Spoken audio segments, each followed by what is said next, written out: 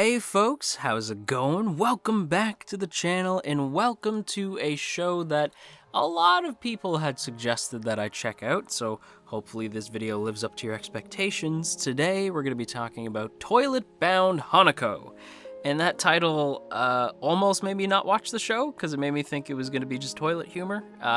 We'll get into that though. Before we do, I would like to remind you all that if you would like to have your name shouted out in next week's Toilet Bound Hanako video, then be sure to share this video around on the internet and then tag me at JoJo Talks Too Much over on Twitter, and I will be sure to shout your name out in next week's video. And with that said, we are going to go ahead and begin by saying that this is far and away the most requested thing I got for winter 2020, more than Haikyuu. Well, that's not technically true. A lot of people just kind of told me, like, you're going to talk about Haikyuu, right? And I was like, doy. But of the shows that I had said I was going to watch, Hanako wasn't listed among them. So I got bombarded left and right by requests to talk about Hanako. And initially I was sort of hesitant because what I saw from the title, Toilet Bound Hanako, didn't exactly instill great confidence in me. I thought that this was going to be just like a comedic show, just because it sounds like it's going to be nothing but toilet humor because toilet's in the name. So especially like the fact that the characters looked so young, it made me assume that this was just going to be like a kids show with like toilet humor in it. And I really wasn't about that, and I'm really, really glad that so many folks told me to watch it regardless of what I was saying, because honestly, this is probably one of the better premieres of the season thus far. Toilet Bound Hanako is very unique and different in a lot of ways, and very much not a kid's show. I thought that this was going to be a kid's show, so I was like, if it's a kid's show, I'm not even going to talk about it, because Kappa is a thing now, so I was like, I'm not even going to bother. But it very much is not, so that's a big relief. But even describing the show itself based off just this first episode is interesting, because it's a high school story, but it's also a supernatural story, but it's not necessarily dark, but it's not lighthearted either. It's very different. I suppose you could draw, the only thing that I could really think of while watching it, because I was trying to draw a comparison to something, just to try to figure out what it is about Hanako that's really pulling me in right now. And I think part of it is the supernatural aspect of it, and the fact that it lets the characters be sort of high school kids. They're light and they're fluffy, and I believe both of, well, not Hanako, obviously, but I believe Yashiro, she has just started high school, I believe they said. So she's very new to the school. She's very, very, young and trying to understand her feelings and whatnot. And you get a lot of scenes of her trying to figure stuff out, and Hanako trying to help her along the way. And it's interesting to me how they're able to have these characters be teenagers and try to experience, high school and all that. It's able to still be a high school show while also incorporating a lot of supernatural elements, to the point where there's even a mob-esque battle towards the end, although it is cut very short. But that is the closest comparison I could make, is that it's very mob-like, and that is very much a good thing. I had a lot of fun with this premiere, more so than I thought I would, and honestly the comedy that is here, because for people saying that it's not a comedy, it very much is a comedy, but it's not the sole focus. It's a slice-of-life comedy with this blanket over it of a supernatural story. So it's sort of like three things mixed together, and it's done so in a way that feels wholly unique to Hanako. I did compare it earlier to Mob, but they're very different stories. Mob's a supernatural shonen comedy, whereas Toilet Bound Hanako leans more so on its slice of life. And I do think that separates it enough from Mob. Also the fact that the art is so rapid, like insanely different compared to the two. And Mob obviously is much more animation focused than Hanako is. Hanako seems more focused on just being cool art than it is about being this insane animation, crazy, supernatural spectacular. It's mainly just there to tell this little fun slice of life story with beautiful art that also happens to have some supernatural stuff thrown in too, and a good bit of comedy. Like I said earlier, it did have me laughing out loud a few times, and I really wasn't expecting that. I'm not normally a comedy guy. I'm quite boring, so normally it's very specific comedy. It's really specific when I get a comedy series that can make me laugh out loud throughout the episode, and Hanako genuinely did that for me, so that was quite the surprise. But what do you say we go through the episode piece by piece to kind of sort out my thoughts on the overall product? And where better to start than with summoning the boy himself, the opening scene summoning Hanako. And I gotta say, there is a solid build of tension in this scene. They actually do kind of make it spooky, and I have to give it to the director, Masaomi Ando, who really nailed this weird moment where it genuinely did kind of become a paranormal ghost story for like 5 seconds. I genuinely felt worry about Yashiro in that moment, like Hanako was gonna do something bad for a second. And then it immediately breaks into comedy very quickly. And I gotta say, I couldn't help but notice, I was like, the tension in this scene is fantastic. Whoever's directing must have a brilliant sense of how to build tension and then cut that tension off with something funny, but still leaving this sort of mystery hanging in the air. And there's a damn good reason for that, because Ando happens to be the same director of School Live and Astra. Now, Astra and School Live are very different genres. However, what they share in common is the fact that both shows have an expert in the director chair handling the tension of each scene. Astra does the same thing School Live does, where it builds the tension and then sort of undercuts it with a joke, but still leaves that tension in the air to let you ponder about it. Because even after the joke happens, you're still wondering if Hanako's on the up and up, or if he's some sort of nefarious type of ghost, or like what he's up to. You still have that lingering feeling in the air, and Astra did that expertly, and School Live really nailed that as well. And even the spooky supernatural stuff of Hanako mixed in with the pleasant and peaceful school life stuff is a hell of a lot like School Live. And I didn't really get to talk about School Live much here on the channel. I did very briefly way back in the day, but those videos are pretty much unlisted now just because they don't really reflect the content that I make now. So some of you guys may not know this, but I truly adored School Live. So when I saw that Ando was directing, that I think like all the requests for Hanako did have me curious, because I was surprised why so many people were requesting me to check out this show when it just seemed like a toilet-based comedy series. And then I saw who was directing, and that really caught my attention. Not only the School Life thing, but the Astra thing as well, because I genuinely think Astra's, like, the tension in Astra was unparalleled at the time it was airing. Like, genuinely, Astra is probably one of my favorite series from Lerche in general, the studio behind Hanako, as well as the studio behind a ton of stuff. School Live, Given, Assassination Classroom, Danganronpa, Scum's Wish. Lerche always surprises me with everything they do. There's always a series that Lerche will put out there that I'm like, I really didn't see that come. Even if it's something that I wasn't a big fan of, something like Scum's Wish, there's still something there that I can genuinely compliment and say that was really good.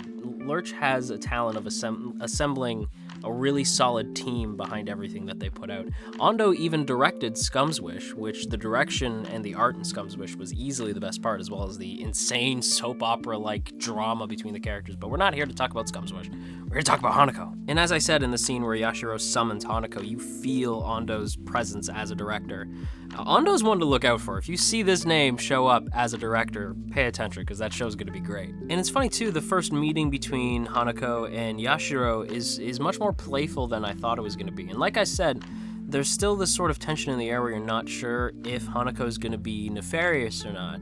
And so the playful nature makes you sort of uneasy, because you want to like this character, but you're also like, are you like a Loki type where you're pleasant to be around, but when I turn my back, you're gonna stab me in the back or something? But eventually, like, the character just proves that he's just a genuinely nice ghost, and he's like Casper. He's just there to be friendly until the end of the episode, but we'll get there. Or at least theory crafting on my end. But yeah, it's very, like, it's a really pleasant scene, more pleasant than I had assumed it would be, summoning a ghost in a bathroom. But yeah, it was a really solid scene. And I also got to point out the manga panel motif, the episode has going on throughout the entire episode, not just the scene where we summon Hanako, but throughout the entire episode, we have these appearances of manga panels, which again is very Scumswishy. And I liked it in Scumswish, and I actually think it's better here because you get the outline of the panel itself, and the background still moves. It doesn't like the background just is static. Like, everything's still moving very slightly. It's just a nice little addition to Hanako that really sets it apart from the other shows airing in winter 2020. Not that it needed it, because the art alone, even if they didn't do the manga panel stuff, the art on its own is so unique. It's like the only other show airing right now that can compete with Hanako in terms of the uniqueness of its art is Izoken. And Izoken is also just insanely different by comparison to the other shows airing. But Hanako's, like, the line work in Hanako on these characters, specifically the characters, is insane. You have these insanely thick, and not with 2 C's, outlines for these characters, and it just makes them stand out so much, and the colors are so specific. I'm having a really hard time explaining why they just pop the way that they do, but it's just the fact that they really complement the thick line art. And I have to give kudos to the color designer, Saki Tada, who just nails it. Their color work on Astra is good, but I actually think they've outdone themselves with Hanako. The work here in this premiere was fantastic. The colors were great. I should actually go in next week and really try to analyze what the colors on these two characters mean and what they're trying to tell us. Because you guys know me, if you've been with me since Golden Wind, I used to do that for every new character who came in. Like, I'd try to see like what their character design tells you about them, because people always dismiss that kind of stuff. And Hanako, at least from what I've seen so far, the character designs and the colors being chosen, I feel like they say a lot more. I feel like you could dig into it. At least that's the vibe that I'm getting from Iro Aida, who's the original creator. It just seems like they put a lot of effort into the character designs to kind of tell you a little bit about the character without having to say it out loud. And this is all, by the way, still just talking about the summoning scene. That's how good this opening scene was. And I'm like, literally my timer's going off to tell me I'm running too long. You could tell I already really dig this first episode. Moving along, the next bullet point in my notes just says Operation Present, and then ... and then multiple operations to follow. And this is basically where we find out why Hanako was summoned. And this is where we find out why Hanako was summoned by Yashiro, since it turns out that Yashiro has a crush, and she totally wants her crush to reciprocate her feelings, and that is a big lie, but we don't find that out until a little bit later. And I do think it actually is nice to have a show actually outright say that Yashiro's interest in these boys wasn't really genuine. Like, and she just wanted somebody to reciprocate that bond that she she just wanted to have a bond with somebody, and it didn't really matter. Like, she didn't even know her crush's first name, because Hanako even says, like, oh yeah, you like him that much, eh? Cool. What's his first name? She's like, oh, you know what I gotta do? Like, she's literally like, oh, I gotta go. Like, it's just like, she doesn't know, it's not that, it's not word for word, but it is funny how she like deflects. She's like, no, I gotta give this, I have to do something over here. Excuse me for a second. Like, you could just tell that the show is trying to say, like, she doesn't know what she wants. Like, she knows that she wants a connection with somebody, but she's not like willing to put in the effort to actually look for that special somebody. She's at this point just kind of going for the prettiest looking dude. And there's nothing wrong with that, but it's not, it's a little selfish. Like Yashiro even says, like, I was selfish during the crazy scene to follow. And that's when Yashiro eats mermaid scales, because the show is interesting. Yes, as it turns out, Hanako had mermaid scales in his pocket. And one of the little apparitions that hangs out with Yashiro, the little like floating orb things, takes the mermaid scales and sort of hands them to Yashiro. And Yashiro eats them because she's like, if you better tell me what these are, I'm gonna swallow them. And Hanako's like, wait, don't do that. And explains that they're a matchmaking supernatural item, and swallowing them will give you a mermaid's curse, and then immediately Yashiro swallows them because she just heard the word matchmaking, and that's all she cared about. So she rushes off to find her crush, and then she realizes that somebody else is going to confess their feelings, and Yashiro is like relieved when she finds out that he has a crush on somebody else, and then she feels silly. Because she's not really relieved. Like, the guy has a crush on somebody else, and so she's like, oh great, it was all for nothing. I'm stupid, and I stole these from Hanako, and I was mean to Hanako, and blah blah blah. And then she notices she has scales growing on her arm, and then she passes out, and we get an insanely trippy moment of self-realization as Hanako slips into a metaphorical sea where she is surrounded by visions of the boys who she has been hanging out with. The first dude who was a real dick for no reason, who she confessed her feelings to, and he called her a vegetable, which is like douche move. And then the boy who she was going to confess that she had a crush on, who I have to admit I thought was going to turn out to be gay for some reason. Because like the way that they played it, I was like, oh, is he going to say that he's not into girls? But it's like, oh no, he has a crush on somebody else. And I was like, oh, okay, that's also fine. And then she sees Hanako, and she's sort of just like falling into this sea of depression.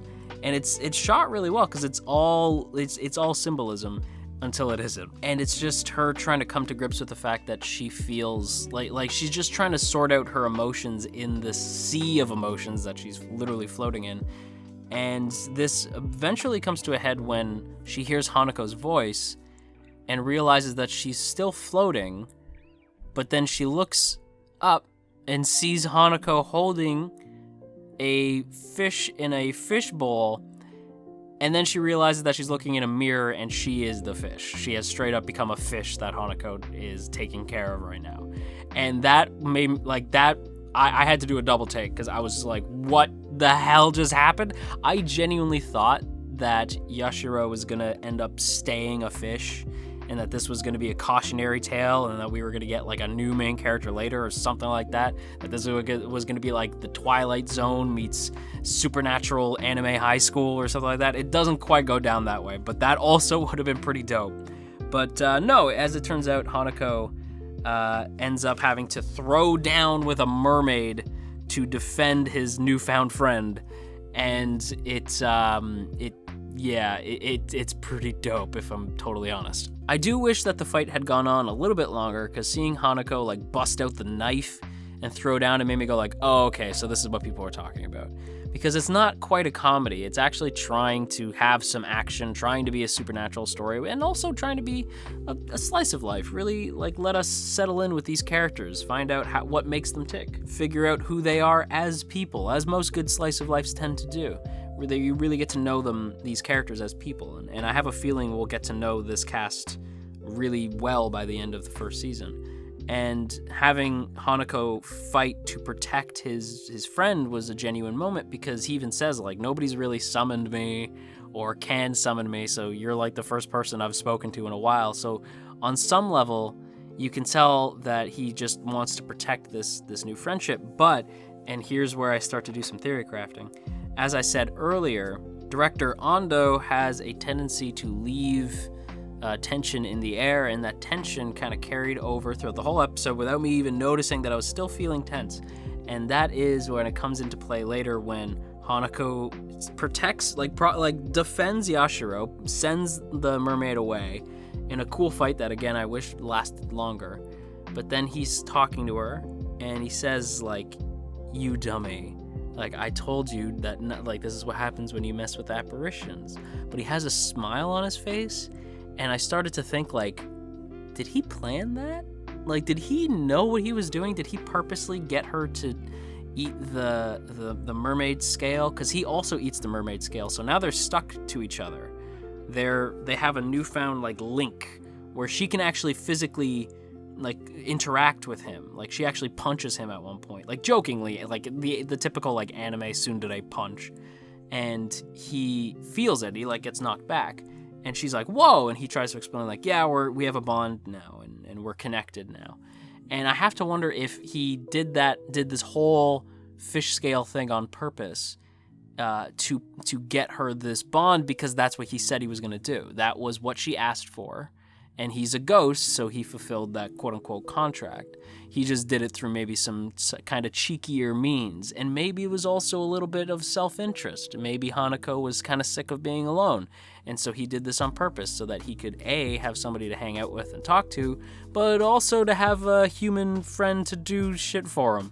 Have like a quote-unquote human servant, because that's basically what happens, is that Yashiro now kind of is in servitude kind of to Hanako, but it's more like a friendly sort of like just hang out with me kind of thing. I don't really know, but I like that it's sort of left up to you, because like the way Hanako acts as a character makes a lot of his actions kind of mysterious.